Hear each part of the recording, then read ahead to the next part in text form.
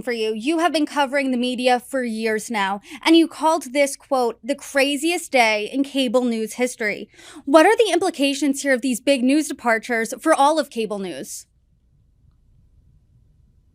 This is the craziest day in cable news history because we've never seen both networks lose or get lost with their top talent in a single day. Of course, look, CNN and Fox are very different brands. They do very different things. CNN is mostly a news gathering operation.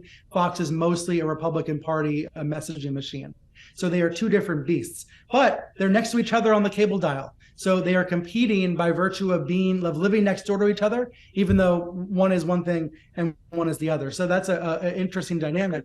And, I think what it means for cable news is cable news clearly still very relevant. This is one of the biggest stories in the United States today. People still clearly care about these personalities, about these bombastic figures on TV. And that's because ultimately people watch people. Yes, they tune in for the news. Yes, they stream and they tweet and they get the news everywhere. But people like to watch people. They like to spend time with folks they trust. Some on the right trust Tucker Carlson.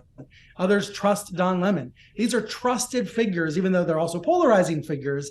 And, that is something that's still powerful, even in the TikTok age, even in the Twitter age. This is a reminder of the relevance of cable news. And also, just on a practical matter, it gets back to what you asked earlier. Who's going to replace these two figures? Who's going to take Tucker Carlson's time slot? Who's going to take Don Lemon's spot on the morning show? Those are relevant questions because these networks and these shows are still relevant.